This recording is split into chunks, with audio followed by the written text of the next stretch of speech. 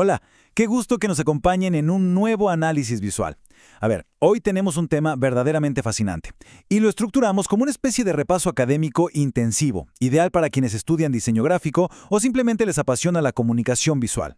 Frecuentemente caemos en la trampa de pensar que la identidad deportiva es, no sé, un logotipo bonito o un dibujo llamativo impreso en una camiseta y ya.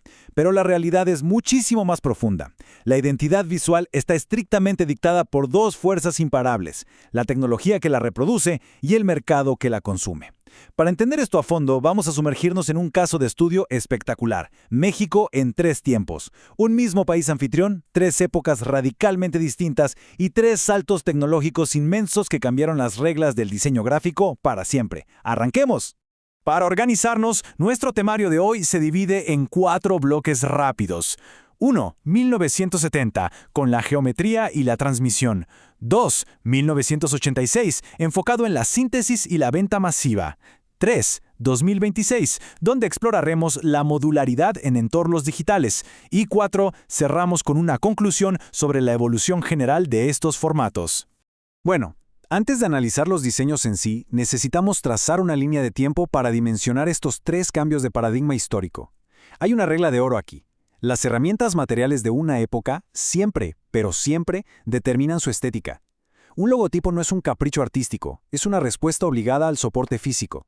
Imagínense el salto brutal que hay desde los gruesos carteles de tinta y las señales borrosas de los televisores de tubo, pasando luego por las cintas magnéticas de VHS en los 80s, hasta llegar a la nitidez absoluta de las pantallas OLED y los celulares que todos traemos en el bolsillo hoy en día. A lo largo de la historia, la tecnología manda, y el diseño, el diseño obedece y se adapta. Empecemos con la sección 1, 1970, geometría y transmisión.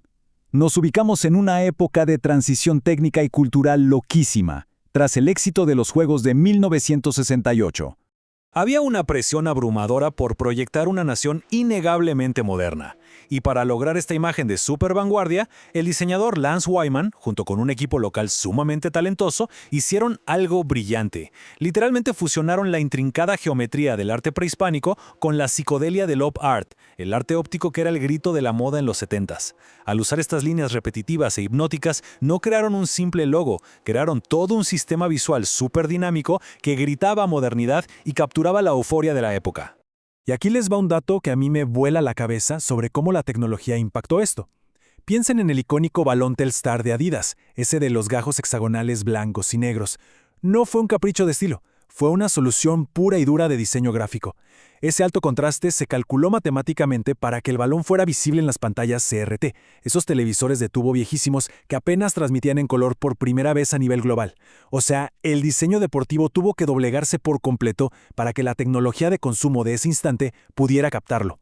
Como bien resumen los analistas, en 1970 el diseño gráfico mexicano demostró que un logotipo no era solo una estampa, sino un sistema capaz de vestir estadios, uniformes, boletos y calles enteras.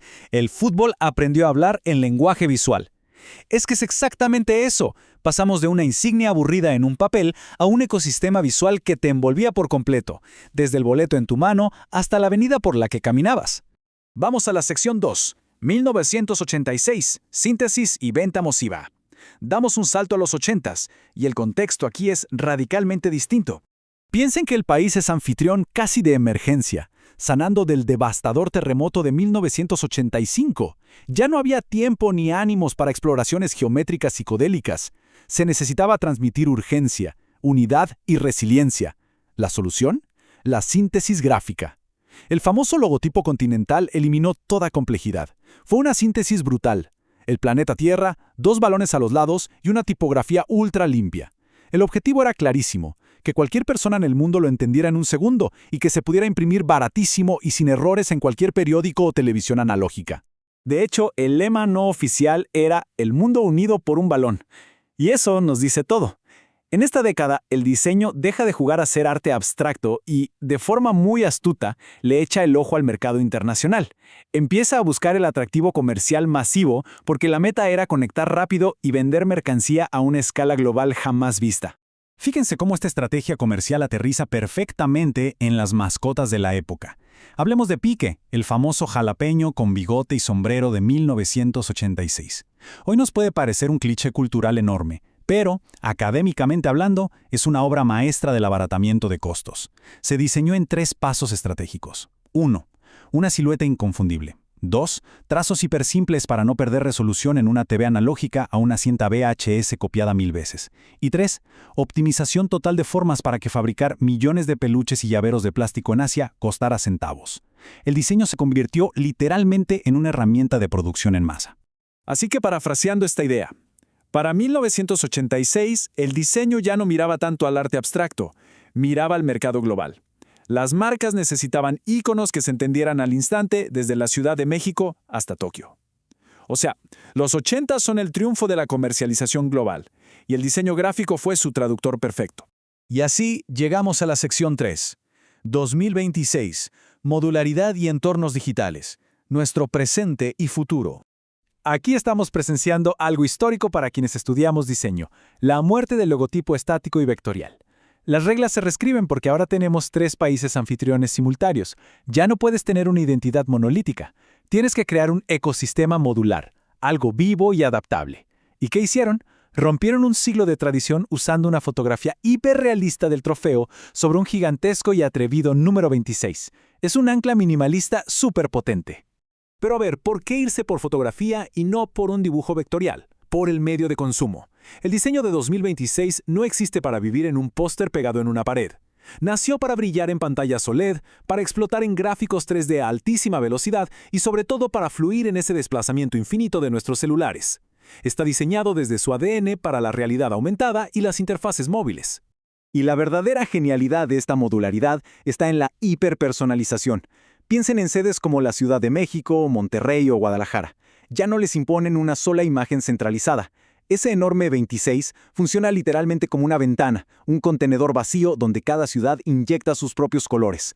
Pueden meter texturas de la Huasteca, la silueta de las montañas regiomontanas o el folclor tapatío, todo al mismo tiempo, sin perder la identidad de la marca global.